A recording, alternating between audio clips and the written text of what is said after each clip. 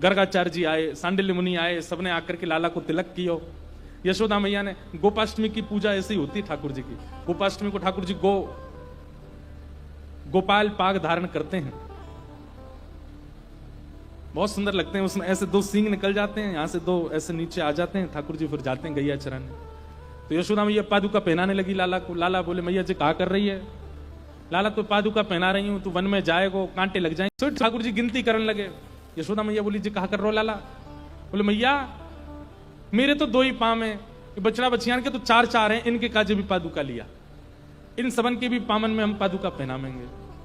तो यशोदा मैया के मुख से गलती से निकल गई, बोले, लाला ये तो जानवर हैं, जानवर कोई पादुका पहने? जैसे ही ठाकुर जी ने सुनी जानवर, ये तो जीव है, ठाकुर जी पछाड़ खा के गिर पड़े, रोने लगे, अपने सवरो श्रृंगार बिगाड़ दियो, पटका उतार के फेंक दिए, अपनी माला वाला तोड़न लगे, पादुका उतार करके दूर फेंक दी, जोर जोर ते रो में मोटे मोटे आंसू गिरे। यशोदा मैया ने खूब शांत कराए, लेकिन नहीं भय, जब वो जानवर है तो मैया तेरा तो दूध पियो, मैंने, तू भी जानवर है। यशोदा मैया ने कान पकड़ के वादना शर्त रखी, बोले, लाला तू कुछ सौगंध खा के कह रही हूं, आज के बाद कभी जानवर नहीं बोलूंगी। ठाकुर जी बोले, मैया तू नहीं, कोई ने भी अगर गैया ते जानवर कही तो वो मुझसे दूर रह जाएगा। तो गैया को ना तो कभी जानवर कहना, और आप लोग आज सुन के सोचो कि कहना नहीं है, सोच तो सकते, सोचना भी नहीं है। गैया जानवर नहीं है, ठाकुर जी को बहुत प्रिय है। बाल्यकाल से ठाकुर जी की वैद्य है गैया। गौमूत्रेण स्नापित्वा, सब दूर चली गई होंगी पूतना की, लाला हमारो स्वस्थ है। ठाकुर जी 3 महीना के भय, पलना महोत्सव हुआ, सक्टासुर नाम का दैत्य आया, ठाकुर जी ने उसका वध कर दिया। 3 महीना के ठाकुर जी ने। जैसे ही ठाकुर जी 1 साल के भय, भगवान का नामकरण संस्कार हुआ। श्री गर्गाचार्य जी महाराज, जो कि पुरोहित तो नहीं है नंद बाबा के, लेकिन श्री गर्गाचार्य जी की गरिमा महिमा इतनी श्रेष्ठ है, कई बार विशिष्ट महापुरुष आते हैं तो उनसे भी हम अपने घर के बालकों का नामकरण करवा देते हैं, भले ही वो पुरोहित नहीं है हमारे। अब जैसे हम भी तो कथा कर, पहले तो ऐसे नियम था कि कुल पुरोहित ही कथा सुनाएंगे, कुल पुरोहित ही पूजा करेंगे, कुल पुरोहित ही अनुष्ठान करवाएंगे। पर अब ऐसा होता है कि अगर हमारा किसी से प्रेम भाव है, कोई महापुरुष है, कोई वैष्णव है, तो हम उनसे भी आग्रह करते हैं। पहले तो ऐसे ही होता था कि कुल पुरोहित ही कथा सुनाने आएंगे, उस खानदान के जो कुल पुरोहित होंगे। अब तो सब जगह जाते हैं। ऐसे ही सांडिल्य मुनि कुल पुरोहित हैं, लेकिन वे कहीं व्यस्त थे, तो श्री गर्गाचार्य जी महाराज आए। और फिर इसमें कथा तो ऐसी है कि सांडिल्य मुनि को पता है कि नंद बाबा को लाला, इनको नहीं है, ये तो वसुदेव देवकी को लाला है, और वसुदेव देवकी के कुल पुरोहित गर्गाचार्य जी हैं। तो सांडिल्य मुनि ने योजना बनाई कि भाई कुल पुरोहित के द्वारा ही नामकरण हो ठाकुर जी का, क्योंकि वसुदेव देवकी के कुल पुरोहित गर्गाचार्य जी हैं। तो वे ही गए वृंदावन। नंद बाबा को पता चली कि गर्गाचार्य जी आए हैं, तो कहा कि आप ही नामकरण कर दो, इतने बड़े महापुरुष हमारे ब्रज में आए हैं। गर्गाचार्य जी ने नामकरण किया। सब नामकरण जैसी हैं लगो, क्या कह रहे हैं? आसन वर्णास्त्रयो यास्य गुह्यतो नुयुगम तनु शुक्ले रक्तस्तथा पीत इदानीम कृष्णताम गतः। ये छोटा लाला आपका कभी रक्त वर्ण का, कभी श्वेत वर्ण का, कभी पीत वर्ण का हुआ है, इस बार ये कृष्ण वर्ण का है, इसलिए इसका नाम हम कृष्ण रखते हैं। और ठाकुर जी का नाम कृष्ण रखा गया। बोलो बाल कृष्ण लाल की।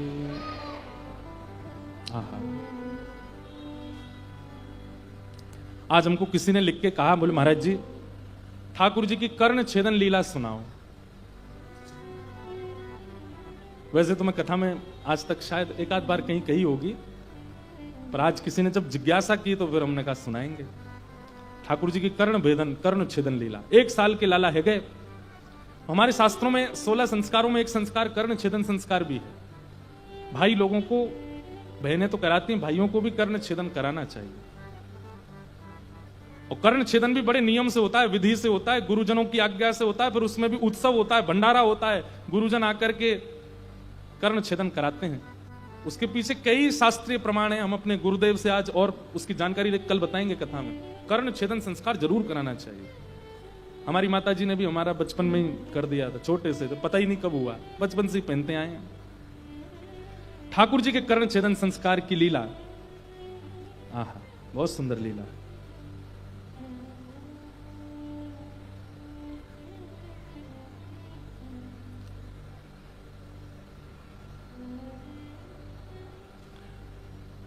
आयो करण वेद दिननी को, आयो करण वेद दिननी को, आयो करण वेद दिननी को, आयो करण वेद दिननी को। गुर की भेली हाथ निभाई, गुर की भेली हाथ निभाई।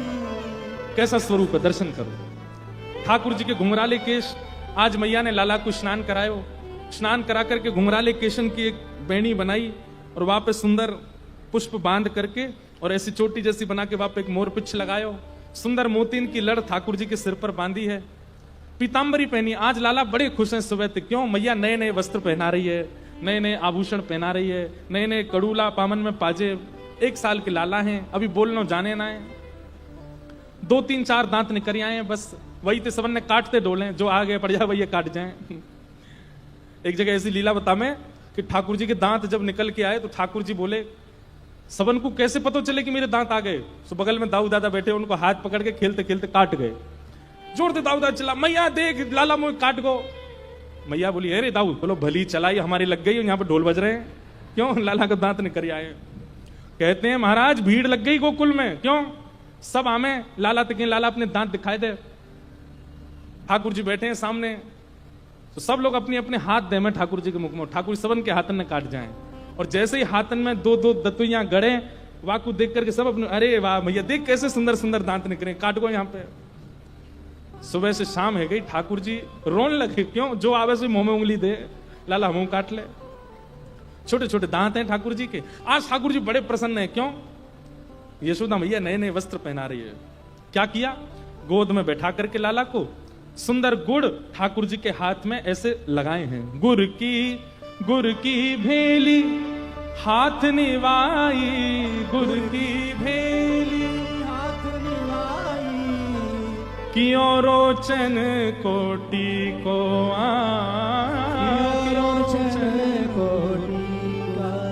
आयो करण वेद दिननी को, आयो करण वेद दिननी को।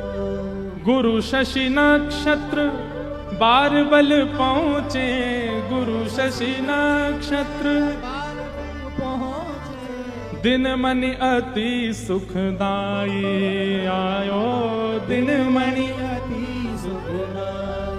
गुरुजन अपने अपने शिष्यन को लेकर के आए, लाला के कर्ण वेदन संस्कार में स्वस्ति वाचन करेंगे। और दिनमणि कहते हैं सूर्य देवता को। सूर्य देव आकाश में इतने प्रफुल्लित होकर के आज आनंदित में रहे, क्यों? ठाकुर जी को कर्ण वेदन है, व्यवहार हो है। आहा, फिर सोने कंठ भूषण पहराए, सोने कंठ भूषण पहराए। हाथ सुहारी पाई, आयो हाथ सुहारी पाई, आयो हाथ सुहारी पाई, आयो हाथ सुहारी पाई, आयो। विग्रन दान विप्रन दान मान बहु दीनो, विप्रन दान मान बहु दीनो। पूजा करी गुरुदेवा, आयो पूजा करी गुरुदेवा। हाँ कृष्णदास को यह वर दीजे, कृष्णदास को यह वर दीजे। पद पंकज की सेवा, आयो पद पंकज की सेवा। आयो पद पंकज की सेवा, आयो पद पंकज की सेवा। यशोदा मैया गोद ले बैठी, यशोदा मैया गोद ले बैठी। लाल देख मन आयो, आयो लाल देख मन आयो। सब जगह दान पुण्य हो रहे हैं, विप्रजनों स्वस्ति वाचन कर रहे हैं, सब लाला को आया करके तिलक कर रहे हैं, हाथन में गुड़ की भेली लगा रहे हैं। यशोदा मैया की गोद में बैठे बैठे ठाकुर जी किलकिल करके हंस रहे हैं। अभी पता ही नहीं है कारो है, ठाकुर जी कह रहे हैं कोई उत्सव चल लो भैया, बड़े खुश हैं ठाकुर जी। आहा,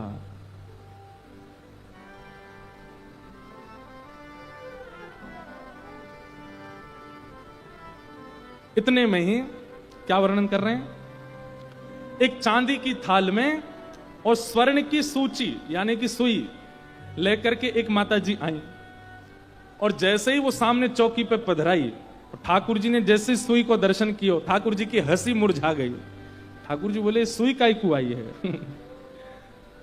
आहा, सूची मात के गोद बैठ के, सूची मात के गोद बैठ के, लाल देख घबराए आयो, लाल देख घबराए।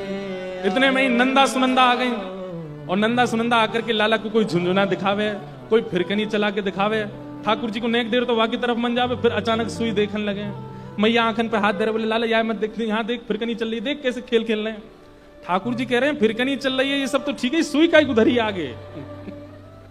आहा, इतने में ही यहां नंदा सुनंदा खूब सारे खिलौना ले ले करके एक दूसरे के साथ खेलने लगी, थोड़ा कोलाहल करने लगी, आवाज करने लगी। सोई ठाकुर जी उनकी ओर बड़े आनंद से, जैसे बालक सहज ही उसका कहीं और ध्यान चला जाता है, ठाकुर जी हंसन लगे, जोर जोर से हाथ मारने लगे। इतने में यशोदा मैया ने इशारा करी, बोले अब कर दो। कनक सूचिल श्रवण कुदीनो, श्रवण कुदीनो, वेधत बार न लागी आयो, इतनी थोड़ी सी देर में कि लाला को ज्यादा पता नहीं चले। जैसे ठाकुर जी ने इधर देखो, यहां से कान पकड़ करके और तुरंत सुई भीतर प्रयोग करके लाला को कर्ण भेदन कर दियो। लेकिन जैसे ही सुई भेदन भयो, बाल रुदन जब करण है लाग्यो, बाल रुदन जब करण है लाग्यो, बाल रुदन जब करण है लाग्यो, बाल रुदन जब करण है लाग्यो। हाँ रोहिणी मात सुहायो आयो, रोहिणी मात सुहाय। ठाकुर जी के गाल लाल पड़ गए, मोटे मोटे आंसू आंखन से गिरन लगे, जोर जोर से ठाकुर जी रोने लगे। इतने में ही यशोदा मैया पे तो भरोसा है ही नहीं ठाकुर जी को, बोले इनने जबरदस्ती कर दियो मेरो कर्ण भेदन। रोहिणी मैया को देख देख करके रोने लगे। रोहिणी मैया आई, तुरंत लाला को लेकर के, अरे मेरो लाला, अरे ना है कछु ना है, चेंटी काट गई लाला। ठाकुर जी के कर्ण में भेदन कहो है। आहा, चुचकारत चुचकारत चुंबत चापत हिय, चुचकारत चुंबत चापत हिय। चुचकारने का मतलब जानते हैं? अब चुचकारना कैसे बताएं हम व्यास मंच से? छोटे छोटे बच्चों को ऐसे कैसे करते करते इसको चुचकारना बोलते हैं। चुचकारत, रोहिणी मैया लाला को चुचकार रही है। चुचकारत चुंबत चापत हिय, चुचकारत चुंबत चापत हिय। लेहु बलैया तारो आयो, लेहु बलैया तारो आयो। कर्ण भेदन दिन आयो, आयो कर्ण भेदन दिन आयो। ऐसे ठाकुर जी को कर्ण भेदन भयो। सबके नेत्र सजल है गए लाला के रुदन को देख करके। अरे छोटे से दाऊ दादा भी रोने लगे और बोले अरे मैया लाला की या रोहन को देख करके हम तो बड़े दुखी है, ऐसे काहे को रोने लगो। लेकिन जब ठाकुर जी के सुई भेदन के बाद जब छोटे से हीरा की सुंदर सी बाली ठाकुर जी के कान में पधराई और जैसे ही ठाकुर जी को लेकर के रोहिणी मैया भीतर कक्ष से बाहर आई, सब के नेत्रन के आंसू सूख गए, सब आनंद करने लगे। अरे लाला इतना प्यारा लग रहा हो, इतना सुंदर लग रहा हो। दूर से सब ठाकुर जी की बलैया ले रहे हैं, सब अपनी गोद में ले करके लाला को आनंदित कर रहे हैं। ठाकुर जी को ऐसे कर्ण भेदन संस्कार संपन्न भयो। एक जगह ऐसा पद आवे कि जैसे ही उत्सव मनन लगो तो ठाकुर जी बोले आज तो मेरी वर्षगांठ भी नहीं है, आज तो कोई विशेष उत्सव भी नहीं है, ये उत्सव काय को मनो है। और जैसे ही सामने थाली में सुई आई, सुई देख करके ठाकुर जी जैसे ही मैया पिरोन लगी कान में, तो ठाकुर जी भाज गए मैया की गोद से उठ के, और गोद से उठ के भागे और गए। और कोई खटिया हुआ ना पलंग, आजकल पलंगों के नीचे जगह तो होती नहीं, पलंग के नीचे जगह होती, वहां नीचे जाके ठाकुर जी छुप गए कि मेरो कर्ण भेदन नहीं कर दे कहीं। ठाकुर जी समझ के सुई कहीं लगामेंगे। फिर नीचे यशोदा मैया गई, रोहिणी मैया गई, सबने जाके लाला पाम पकड़ के खींच के बाहर निकारो लेकर के आई, गोद में बैठाओ तो बाको कर्ण भेदन संस्कार किए हो। ऐसे ठाकुर जी को कर्ण छेदन संस्कार की लीला सुनाई गई है। ये मिल गया वो पद। सुत के कान छेदत नंदरानी, सुत के कान छेदत नंदरानी, सूची देख भाज चले हरी, सूची देख भाज चले हरी, बहु पकरी ना आनी, बहु पकरी ना आनी। सुत के कान छेदत नंदरानी, सुत के कान छेदत नंदरानी। आहा, हास दीनो तब ब्रजपति प्रभु को, हास दीन। ठाकुर जी की इस भयमयी लीला को देख करके सब हंस रहे हैं। यशोदा मैया पीछे पीछे दौड़ रही है और छोटे से ठाकुर जी कभी कहीं घुस जाए, कभी कहीं घुस जाए, कभी कहीं घुस जाए, बोल नो जाने ना है। मैया के हाथ की सूची देख करके भाग रहे हैं। हाँ हाँ, हास दीनो तब ब्रजपति प्रभु की, हास दीनो ब्रजपति प्रभु की। क्यों हंस रहे हैं सब? क्योंकि छोटे से लाला दौड़ते दौड़ते तोतरी वाणी में कह रहे हैं, मैया सुई लगा देगी मोए। सुनी सुनी तो तरीवानी, हाँ सुनी सुनी तो तरीवानी। सुत के कान छेदत नंदरानी, सुत के कान छेदत नंदरानी। ऐसे ठाकुर जी के कर्ण छेदन लीला सुनाई गई। और कर्ण छेदन के बाद अब तो ठाकुर जी कुंडल पहन करके बढ़िया सुंदर हीरान के और तब निकसे। ऐसे सुंदर शोभा ठाकुर जी की लगन लगी है। धीमे धीमे ठाकुर जी ने बड़े है गए। यशोदा मैया से मैया करके बोले, नंद बाबा सो बाबा कह के बोले, दाऊ दादा सो भैया कह के बोले। धीमे धीमे ठाकुर जी 3.5 वर्ष के है गए। अब चलन लगे, दौड़न लगे, भागन लगे। और ऐसी लीला ठाकुर जी की चल रही है ब्रजमंडल में। वत्सान मुंचन क्वचित समय क्रोश संजात हास, स्तेयं स्वादधिपयः कल्पितैस्तेय योगैः, मर्कान् भोक्षन् विभजति सचेन्नात्रिभाण्डं भिनत्ति, द्रव्यालाभे सग्रह कुपितो यात्युपक्रोशतो का।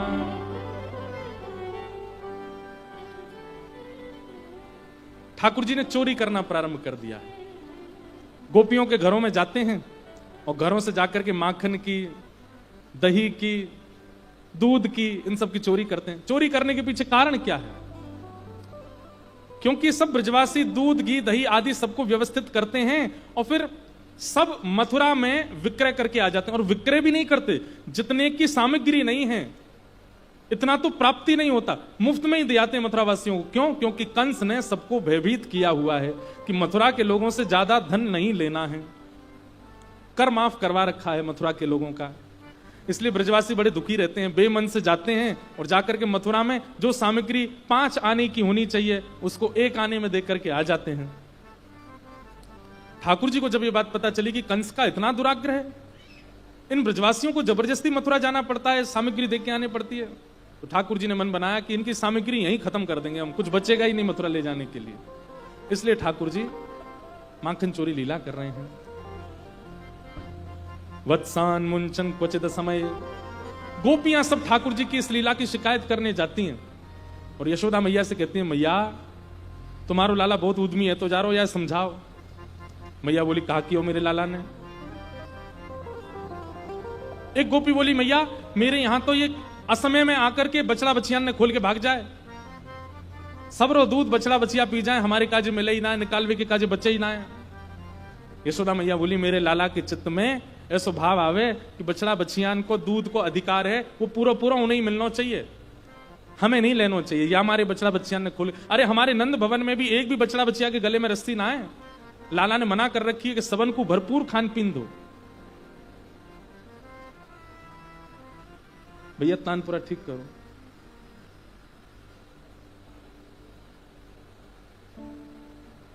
ऐसे ठाकुर जी की लीला चल रही है ब्रज में। स्तेयम स्वादधिपयः कल्पितैस्तेय योगैः, गोपियां कह रही है, मैया तुम्हारा लाला चोरी करे। मैया बोली, काय की चोरी करे? रत्न चुराए, गहने चुराए, सोने चुराए, चांद, कहां चुराए हो? बोले दधिपयः, दही और दूध चुरावे। यशोदा मैया जोड़ते हंसन लगी, मेरे नंद भवन में कुआं है दही के, घी के, दूध के, तुम्हारे घर जाएगा चुरावे के काजे। ऐसे सब गोपियां यशोदा मैया से जाकर के शिकायत करती हैं। ठाकुर जी की बाल लीलाएं ऐसी चल रही हैं। सब गोपियों को सुख देने के लिए ठाकुर जी उनके घर घर में जाकर के मधुर चोरी लीला करते हैं। अच्छा एक बात, चोरी लीला जब ठाकुर जी नेक बड़े हो गए तो चोरी लीला बंद कर दी, फिर दूसरी लीला शुरू कर दी। क्या? दान लीला। अगर चोरी करके ना खवा सको तो दान करो। दान लीला भी दो प्रकार की। एक दान लीला तो ऐसी है कि ठाकुर जी मथुरा के मार्ग में एक नाका बना के बैठ जाते हैं। नाका बना के कैसे बैठ जाते हैं? गोपियां जब जाती हैं तो मार्ग में ठाकुर जी कोई एक लकड़ी की एक बांस को लगाए दें और वहां पे खड़े हो जाएं। गोपी कहें, अरे लाला जी रास्ता काहे को रोक रखो है? बोले पहले मार्ग को कर दो, या मार्ग में चलवे को कर दो। गोपी के क्यों? तुम्हारे पिताजी को मार गए? ठाकुर जी बोले पिताजी को ना है, पर दादान को मार गए, हमारे इनको देनो तो पड़ेगा। और सिद्ध करवे की मत कहियो, नहीं तो सिद्ध करके वो दिखा देंगी। हमारे पिताजी को मार गए, हमारे दादाजी को मार गए, कर तो देना पड़ेगा। तो गोपी के हम पे तो धन दक्षिणा है ना, कहा कर दें? बोले कर के रूप में रुपया ना चाहिए। बोले कहा ये मटकी ने नीचे धर दो, हमारा जितना मन होगा हम सब लोग खा लेंगे, बच्चों कुछ तुम्हें दे देंगे, बेकियां ही हो, ये कर चाहिए हमें। गोपी के आयो बढ़ो, हम निकारें, हम जमामें, हम सब करें मेहनत और तो ऐसी परोस दें। एक तो हो गई ये कर, और दूसरा कर कौन सा है? ठाकुर जी ग्वाल बालन के संग घर घर जामे और घर घर जाकर के बैठ जाए, जाकर के कहें, अरे भाभी सुन। बोले कहा आज को कर नहीं दियो तेने? बोले काय बात को कर? बोले गोकुल में रहवे को कर, जी गोकुल हमारे पिताजी ने बसायो है। गोपी कहें तुम्हारे पिताजी ने तो कभी कर लियो नहीं, तुम काय को ले रहे हो?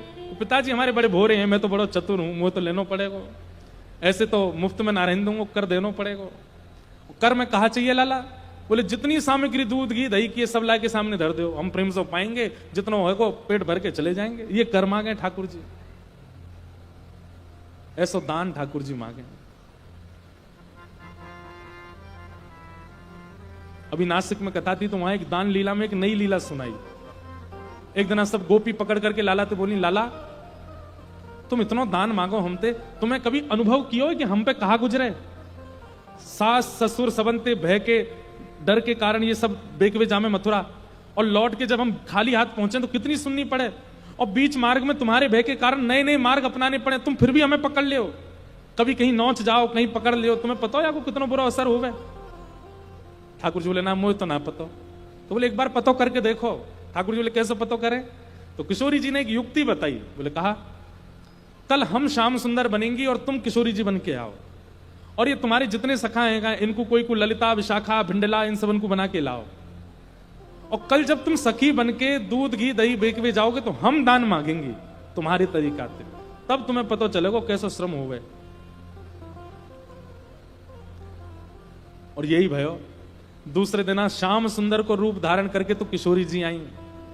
तन सुखा मन सुखा धन सुखा के रूप में ललिता विशाखा इंदुलेखा सुदेवी ये सब सखियां आई, और ठाकुर जी किशोरी जी के रूप में तन सुखा मन सुखा धन सुखा मधुमंगल श्रीदामा ये सब सखीन के रूप में, और ऐसे मटकी सिर पर धर के बिल्कुल वही चाल में चलते हुए आए हैं, और किशोरी जी ने इनते दान मांगो है।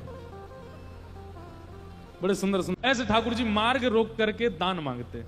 ये दान लीला हुआ ठाकुर जी की। बंधुओं देखो कल तक की कथा 3 दिन की हमेशा की कथा ज्ञान वैराग्य से परिपूर्ण होगी, लेकिन चौथे दिन की कथा में प्रवेश होते ही ज्ञान वैराग्य बाहर खड़े हो जाए हाथ जोड़ करके। बोले आज हमारा प्रवेश नहीं है कथा में। क्यों? बोले आज तो वही त्रिलोकीनाथ जगन्नाथ द्वारिकानाथ कैसे नाथ। मैं अभी नासिक में बहुत ठाकुर जी की लीलाओं का वर्णन हुआ, मैं बार बार रोज कहता था, मैंने कहा ये वही कृष्ण है जो सुदर्शन चक्र धारण करते हैं, ये वही कृष्ण हैं जो अर्जुन का रथ हाँकते हुए महाभारत का युद्ध पार कराते हैं, ये वही कृष्ण हैं जो द्वारिका के राजा हैं, वो ब्रज में कैसी लीला करते हैं। कोई बड़ी पदवी का व्यक्ति अपने प्रोटोकॉल कब तोड़ता है? जब कहीं बहुत प्रेम दिखने लग जाता है। ठाकुर जी ने अपने सारे प्रोटोकॉल तोड़ दिए वृंदावन में। ऐसे ठाकुर जी की वृंदावन ब्रज लीला है। एक दिन यशोदा मैया के घर में ही मैया की मटकी फोड़ दी ठाकुर जी ने। बाहर की तो सबन की फोड़ी है, आज मैया की घर की मटकी फोड़ आए। मैया आयो गुस्सा, बोले दारी के तो बताऊंगा, रुक जा। एक दिन एक छोरा मुझे बोलो, महाराज जी ये आप मंच से कई ब्रज की गारी बोले, इनको मतलब बता दो। मैंने कि बाबड़े गारी, इनको मतलब पूछो जाए कभी?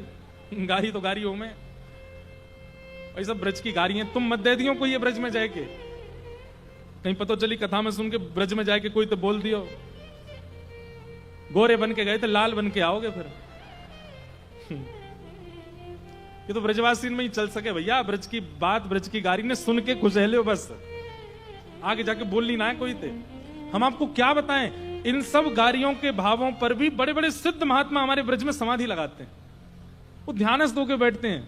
कई पद ऐसे हैं ब्रज के जहां पर गोपियां गारी दे रही हैं, और उन पदों को गाकर के बड़े बड़े रसिक जन, बड़े बड़े सिद्ध जन मानसी में जाते हैं। ये ऐसा प्रेम है ब्रजवासी इनको ठाकुर जी से। आज ठाकुर जी ने घर की मटकी फोड़ दी तो मैया बोली रुक जा मैं बताऊं तो, और मैया छड़ी लेकर के पीछे दौड़ी, आगे आगे ठाकुर जी पीछे पीछे। मैया एक जगह जाए करके मैया ने लाला पकड़ लिए और पकड़ करके उखल से बांध दिए। पहले तो ठाकुर जी बहुत देर तक बंधे नहीं, बाद में जब लाला को लगी कि मैया हार गई है, थक गई है, तो ठाकुर जी बंध गए, स्वयं बंध गए। कोई बांध नहीं सकता, ठाकुर जी तो सबको मुक्त करने वाले, कैसे बंध सकते हैं? लेकिन प्रेम पाश में इतनी सामर्थ्य है कि वो परब्रह्म को भी बांध सकते हैं, ठाकुर जी को भी बांध सकते हैं। यशोदा मैया ने लाला को बांध दियो, मैया तो चली गई गुस्सा में, ठाकुर जी खिसक खिसक के आगे गए। ऐसे ही दो वृक्ष थे, उनके बीच में थोड़ा स्थान था। ठाकुर जी ने जैसे ही उस स्थान में प्रवेश करके अपनी दोनों भुजाओं से स्पर्श किया, वृक्ष टूट करके गिर पड़े और कुबेर के पुत्र नलकुवर और मणिग्रीव प्रकट हो गए।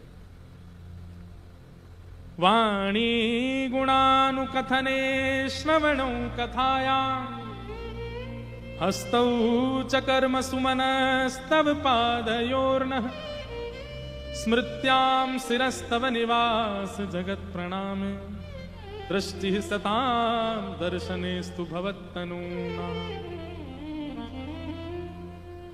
नल कुंवर मणिगिरी प्रकट हुए, दोनों ने भगवान की स्तुति गाई, भगवान ने उनको मुक्त कर दिया। पेड़ों की गिरने की आवाज आई तो यशोदा मैया सब ब्रजवासियों ने जाकर के कही भैया लाला, जब ते लाला भयो तब ते संकट ही संकट आ रहे हैं, अब या ब्रज में हम नहीं रहेंगे, आवाज ने कम करो, अब यहां हम नहीं रहेंगे। और सब ब्रजवासी वृंदावन की ओर प्रस्थान कर गए। सब ब्रजवासी ठाकुर जी को लेकर के, नंद बाबा, यशोदा मैया, सब गोकुलवासी वृंदावन चले गए। वृंदावनम गोवर्धनम यमुना पुलिनानि च, वीक्षासीदुत्तमा प्रीति राम माधवयो नृप। वृंदावनम संप्रश्य सर्वकाल सुखावहम, तत्र चक्रु ब्रजावासम सकटैर्थ चंद्रवत्। वृंदावन पहुंचे सब। ठाकुर जी वृंदावन आकर के बड़े प्रसन्न हैं, क्योंकि ये वृंदावन ब्रह्मा ने नहीं बनाया है, किशोरी जी के हृदय से प्रकट हुआ है। वृंदावन, गोवर्धन और श्री यमुना जी, ये तीन ऐसे स्थान हैं जो कि किशोरी जी ने निर्माण किए, इसलिए ठाकुर जी को अति प्रिय हैं। और इन तीनों के प्रति अति प्रिय भाव रख करके ठाकुर जी बड़े प्रसन्न हुए। वृंदावन देख करके ठाकुर जी प्रसन्न होने लगे, खूब आनंद में आ गए।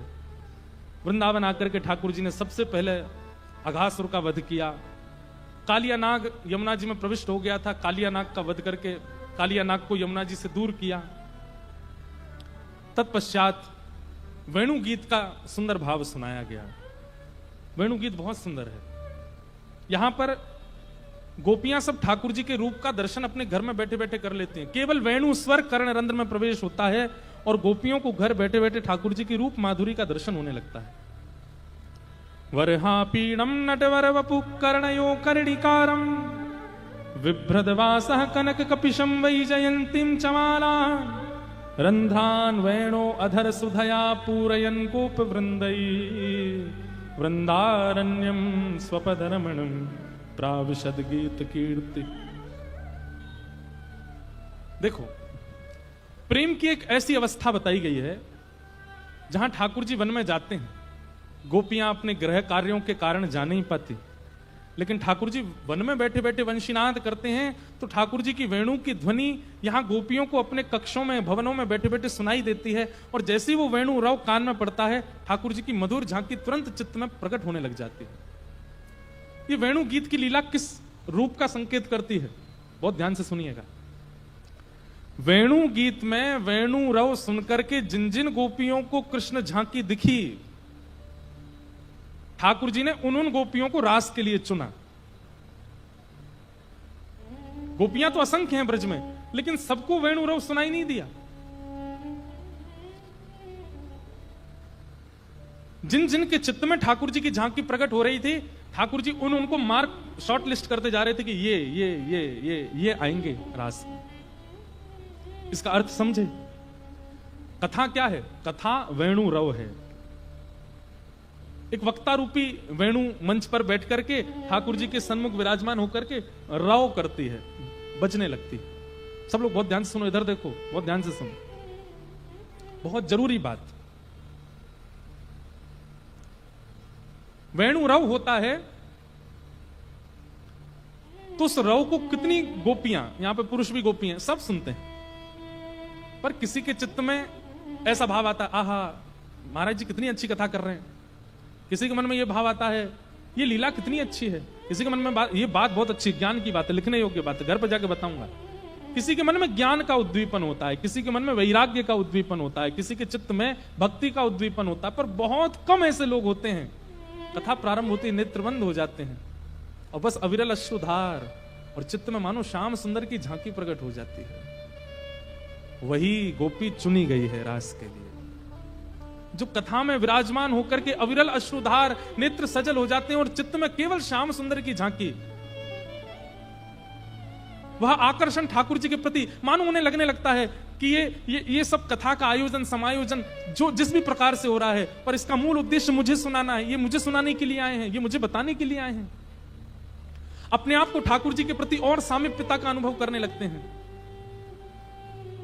एक एक शब्द जो व्यास मंच से निकला है, वो शब्द ना, अक्षर ना लग करके कृष्ण का स्वरूप ही लगने लग जाता है। समझो, उस सखी को चुना है रास के लिए। इसलिए कथा में आपको क्या अनुभव होता है, उससे चिंतन किया कीजिए। मैं कथा में बताया करता हूं, महाप्रभु चैतन्य जब किसी कथा में जाते थे ना, चैतन्य महाप्रभु कथा सुनकर के ऐसे भावावेश में आ जाते थे कि अविरल अश्रुधार नेत्रों से गिरती थी और हाँ नाथ कह के विरह आतुर होकर के गिरने लगते थे। ऐसी स्थिति चैतन्य महाप्रभु की हो जाती थी। अरे कहां तक कहें, एक बार तो जगन्नाथपुरी के पास में महाप्रभु, चैतन्य महाप्रभु के एक भक्त कथा कह रहे थे और महाप्रभु जी का नियम था, स्वयं इतने विद्वान, इतने ज्ञानी, इतने गुणी होते हुए भी सुनते थे। सन्मुख बैठ करके, नीचे बैठ करके कथा पूरी श्रवण करते थे, नेत्र बंद करके। कथा सुनाते सुनाते वक्ता ने कहा कि ध्रुव जी को अंतस्थ में ठाकुर जी दिखने लगे और 5 महीने बाद ध्रुव जी बड़े प्रसन्न हो गए, अंतस्थ में ठाकुर जी दिख रहे हैं। लेकिन तभी अंतस्थ के ठाकुर जी अंतर्ध्यान हो गए और अंतर्ध्यान होते ही ध्रुव जी व्याकुल हो गए। ये शब्द कितने सामान्य हैं, आप लोग केवल सुनेंगे, लेकिन महाप्रभु, चैतन्य महाप्रभु की स्थिति क्या हुई, जैसे ही वक्ता ने कहा कि ध्रुव जी के चित्त से छवि अंतर्ध्यान हो गई, महाप्रभु जी बेहोश होकर गिर पड़े वहीं। और जब होश में आए तो कहां गए हरि, हरि कहां गए, मेरे चित्त में आए थे कहां चले गए। और इस प्रकार पृथ्वी को खोदने लगे, नेत्र बंद हैं, पता नहीं चल रहा है क्या कर रहे हैं, स्वयं कोई ध्रुव समझ रहे हैं और ध्रुव समझ करके ढूंढ रहे हैं, हे हरि तुम कहां हो, हे हरि तुम मेरे चित्त से कहां चले गए। और करते करते इतने विरह की स्थिति बढ़ गई कि उसी समय जिस पृथ्वी को वो खोद रहे थे, वहीं से श्री गोपीनाथ जी प्रकट हो गए और प्रकट होकर के महाप्रभु जी को हृदय से लगा लिया। क्या समझे? ठाकुर जी जब वंशी बजाते हैं ना, उस समय ठाकुर जी कोई स्वर, कोई राग नहीं बजाते हैं, ठाकुर जी अनुभव करते हैं इन असंख्य गोपियों में कौन कौन है वो जो मेरे प्रेम की अधिकारिणी है। कोई तो कहती आहा कितनी मधुर वंशी बज रही है, अरे लाला वंशी बजा रो है, गैया चरा के लौट के आवे को समय है गयो लगे तभी वंशी बजा रो है। कोई यशोदा मैया के पास जाके प्रशंसा करने लगती है। सब इस प्रकार की भांति की हो जाती, पर कई गोपी ऐसी हैं जो जिस क्रिया में हैं वहीं स्तब्ध हो जाती हैं। और घर में बैठे बैठे दिखने लग जाते हैं श्याम सुंदर। वेणु गीत में इतना सुंदर रूपों का वर्णन है ठाकुर जी के। एक गोपी को क्या दिख रहा है? आहा, थोड़ा वर्णन करूं मैं, बहुत दिन से वेणु गीत कहा नहीं कथा में। गावश्य कृष्ण मुख निर्गत वेणु गीतम पीयूष मुक्त भित कंठ पुटे पिबन्त्यः सावासनस्तनपय कवलास्मतस्थु गोविंदमात्मनि दशाश्रुकला स्पशन्त्यः। एक गोपी चूल्हे के सामने बैठी है, रोटी बना रही है, और तभी कान में वेणुराव आ जाता है, रोटी हाथ में रह जाती है, चूल्हा जल रहा है, ऊपर तवा रखा है, और उस गोपी को क्या दर्शन हो रहा है? उसका पति आके कहता है, अरे तू रोटी क्यों नहीं बना रही है, क्या हो गई, कहां चली गई? गोपी बोलने लगती है, आहा, वेणु की ध्वनि सुनकर के घास चल रही गायों के मुख में घास पड़ी है, पर वो चबा नहीं रही हैं। क्यों? अगर हम घास चबाएंगी तो भीतर ही भीतर जो चबाने की आवाज होगी उससे वेणु सुनने में दिक्कत होगी। गायों के थनों से मुख लगा करके बछड़े दूध पी रहे थे, लेकिन वेणु की ध्वनि सुनते ही बछड़ों के मुख में दूध रह गया, वो नीचे निगल नहीं रहे हैं। क्यों? निकलते समय एक क्षण के लिए उस वेणु के रव को हम सुन नहीं पाएंगे। वनचर जीव अपने कान उठा उठा करके मदन मोहन को देख रहे हैं, और श्री मदन मोहन कैसे लग रहे हैं? एक कदम्ब वृक्ष के नीचे पीतांबरी पहन करके सुंदर सुंदर पुष्प को अपने कर्णों में लटका करके, मोर पिच्छ धारण करके, अपने तिरछे नेत्रों से कभी इधर देखते हैं कभी इधर देखते हैं, अपनी मधुर वेणु को अपने कोमल छिद्रों से आच्छादित करते हुए अपनी अपनी प्राण वायु से उस मधुर वेणु का नाद कर रहे हैं। पति कहता है, अरे क्या कह रही है तू? अरे देखो तो, इस वेणु के स्वर को सुनकर के यमुना स्तब्ध हो गई है, यमुना बह नहीं रही है। अरे देखो तो, इस यमुना में छोटे छोटे छोटी छोटी मछलियां बाहर आ गई हैं, और बाहर अपना मुख बाहर करके श्री कृष्ण की ओर टकटकी लगा करके देख रही हैं। श्री कृष्ण की वेणु सुनकर के जड़ चेतन सब ठाकुर जी के अधीन हो गए हैं। पति कहती है, अरे तू कहां चली गई है? तभी वरण, अरे देखो तो, श्याम सुंदर कदम वृक्ष के नीचे से उठ करके चलने लगे हैं, और जैसे श्री कृष्ण चल रहे हैं उनके चरणों के तलवे पर लगा हुआ सिंदूर उनके चरणों के चिन्हों को छोड़ता हुआ जा रहा है। आहा, अरे एक झांकी का दर्शन करो। कैसी झांकी? बोले, श्री कृष्ण जब वेणु राव करते हुए चल रहे हैं तो सूर्य के मन में यह भाव आता है कि कहीं मेरे प्रकाश से ये विचलित होकर के वेणु राव बंद ना कर दें। तभी एक बादल को छतरी बना करके श्याम सुंदर के ऊपर छोड़ देते हैं, और जहां जहां श्री कृष्ण जाते हैं वो बादल छतरी बनकर के ऊपर ऊपर छांव करता हुआ चलता है, ताकि श्री कृष्ण को वेणु राव करने में कोई परेशानी ना हो। पति अपने मां को बुला लाता है, सास आ गए, ससुर आ गए, सब आकर के देख रहे हैं, और गोपी के हाथ में रोटी लगी हुई है, चूल्हा जल रहा है, और वो जाने क्या क्या बड़बड़ा रही है। सास कहती, अरे तू कहां चली गई? देखो, थोड़ी ग्रीष्मता होने के कारण श्री कृष्ण के मुखमंडल पर प्रश्वेत के बिंदु आ गए हैं, पसीने के बिंदु आ गए हैं। उन पसीने के बिंदुओं को देख करके सब चिंतित हो गए हैं कि कहीं श्री कृष्ण इन प्रश्वेत के बिंदुओं को मिटाने के लिए वेणुराव छोड़ ना दें। तभी गायों ने एक उपाय सोचा कि अरे ये प्रश्वेत के बिंदु आए हैं, क्यों ना यहीं कि यहीं इनको स्तब्ध कर दें। चारों तरफ से गायों ने आकर के घूमना शुरू कर दिया, और उनके खुरों से उड़ने वाली धूल श्री कृष्ण के मुखमंडल पर जाकर के उन प्रश्वेत के बिंदुओं से चिपक रही है, और श्री कृष्ण के मुख पर सुंदर सुंदर पत्रावलियां प्रकट हो रही हैं। कितने सुंदर श्याम सुंदर लग रहे हैं। ये है वेणु गीत। श्री राम कृष्ण चरण स्पर्श प्रमोद। अरे देखो तो, श्री कृष्ण के चरणों का स्पर्श कितना सुंदर है। क्यों? क्योंकि इन्होंने जैसे ही श्री गिरिराज पर अपने चरण रखे हैं तो श्री गिरिराज जी के रोंगटे खड़े हो गए हैं। अरे बहन, ये गिरिराज पर दिखने वाले वृक्ष वल्लरी पौधे ये सब कोई वृक्ष नहीं है। कृष्ण के चरण स्पर्शों से श्री गिरिराज जी के रोंगटे खड़े हो गए हैं, वही वृक्ष के रूप में दिखाई दे रहे हैं। ऐसी स्थिति का दर्शन गोपियों को होता है जिसका कोई अनुमान भी नहीं लगा सकता। और ये केवल एक चिंतात्मक या एक कोई भावनात्मक भाव नहीं है, वास्तव में जो गोपी को दिख रहा है वो प्रत्यक्ष कोसों दूर कृष्ण के साथ घट रहा है। उसी भावना का वर्णन श्री शुकाचार्य जी महाराज यहां कर रहे हैं।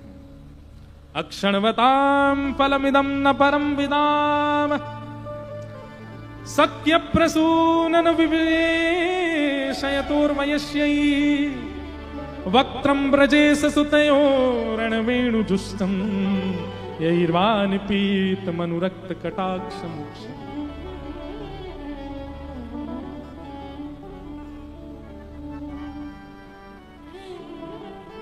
कथा बंधुओं केवल शब्द नहीं है, कथा प्रत्यक्ष दर्शन है ठाकुर जी का।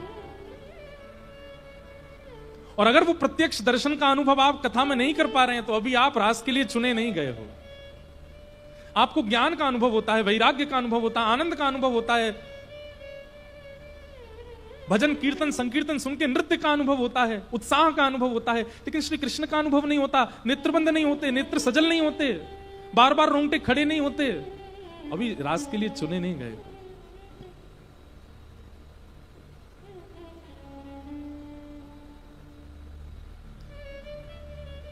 जब होश आता है गोपियों को तो देखती है सामने चारों तरफ सब घर के लोग खड़े हैं। कहां थी तू, क्या बड़बड़ा रही थी? नहीं नहीं कुछ नहीं, नींद आ गई थी, सपना देख रही थी। लग जाती है अपने काम में और सोचती है आज कन्हैया को आने दो, आज कृष्ण को आने दो, आज इसको रोकूंगी, इसकी मुरली तोड़ दूंगी मैं। मेरा पूरा घर बर्बाद कर दिया इस मुरली ने। खूब गुस्से में है, क्रोध में भर करके खड़ी, आज आने दो श्याम सुंदर को।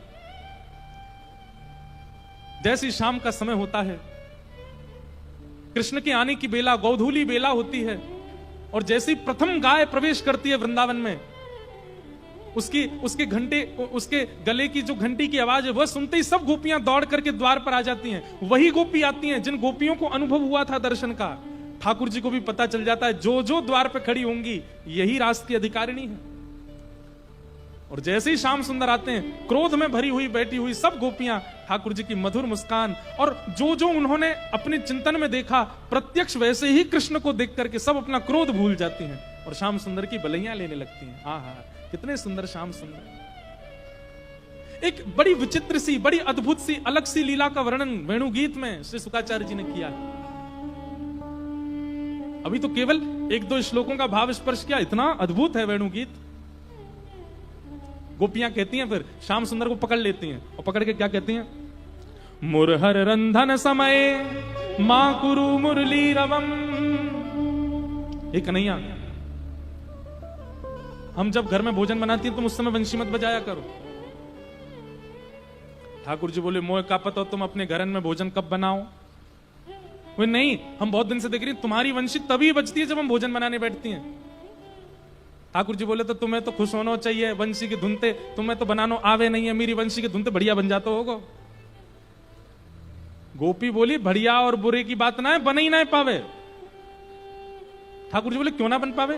बोले, अरे कन्हैया, अरे श्याम सुंदर, तुम्हारे वेणु का रव केवल हमें विचलित नहीं करता, हमने अपनी आंखों से देखा तेज प्रज्वलित हो रही आग जो उस चूल्हे में जली है, वेणु का रव आते ही लकड़ियों से भी पानी निकलने लगता है और अग्नि बुझ जाती है, भोजन बन ही नहीं पाता।